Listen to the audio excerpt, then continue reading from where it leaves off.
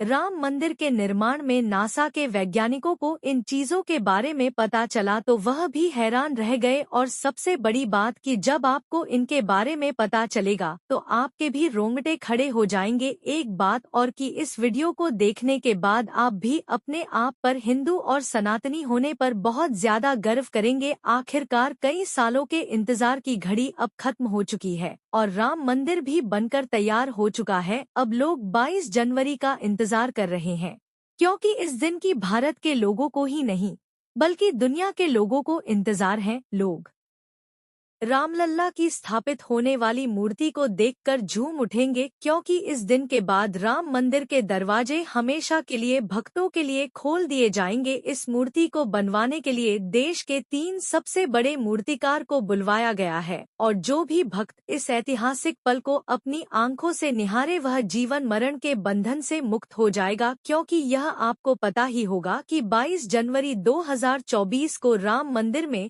रामलल्ला की मूर्ति की प्राण प्रतिष्ठा होगी। लेकिन यह मंदिर तो बनकर भले ही तैयार क्यों ना हो गया हो, लेकिन इसके निर्माण के समय कई ऐसे चमत्कार हुए हैं, उसे देखकर मंदिर के प्रति समेत कई लोग दंग रह गए हैं।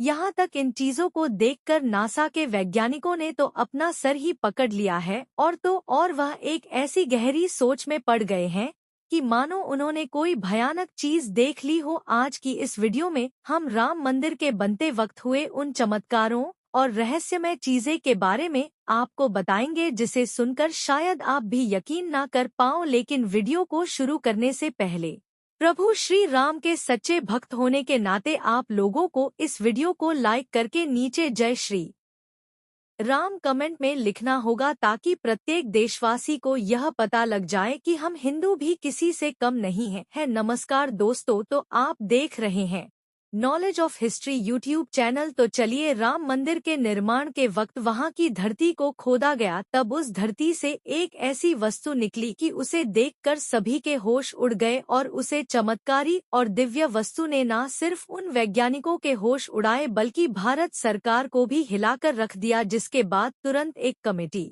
बुलाई गई और उसकी जांच के लिए लगा दी। लेकिन उसके बाद कुछ ऐसा हुआ कि वे सभी प्रभु श्री राम के भक्त बन गए। दरअसल यह बात है राम मंदिर के निर्माण के समय की, जब अमेरिका से थॉमस नाम के एक वैज्ञानिक भारत में राम मंदिर निर्माण कार्य के दौरे पर आए हुए थे। यहाँ आकर उन्होंने देखा कि राम मंदिर का निर्माण कार्य तो काफी तेजी से चल रहा है। जिसके बाद उन्होंने अपनी टीम के साथ काम शुरू कर दिए और अपने काम करने के दौरान जैसे ही उनकी नजर मंदिर परिसर की तरफ गई तो उन्हें एक ऐसी जगह दिखा जहाँ पर वहाँ धरती नरम पड़ी हुई थी। देखने में वह धरती वहाँ की जगह से पूरी अलग ही दिख रही थी। थॉमस को अब अंतरात्मा माँ से कुछ अलग सी प्रेरणा मिलने लगी और तुरंत थॉमस ने अपने मजदूरों को वहाँ की खुदाई करने को बोल दिया। एक बार के लिए तो मजदूर भी हैरान हो गए कि ऐसी धरती की वह खुदाई क्यों करवा रहे हैं, लेकिन मजदूरों को तो उनका आर्डर मानना ही काम था, इसलिए उन्होंने बिना कुछ सवाल किए खुदाई शुरू कर दी। जैसे ही वहां पर खुदाई शुरू हुई, कुछ ही देर बाद उस धरती से पानी का प्रवाह शुरू हो गया। उस बहते हुए पानी को देख खुदाई करने वाले मजदूर परेशान हो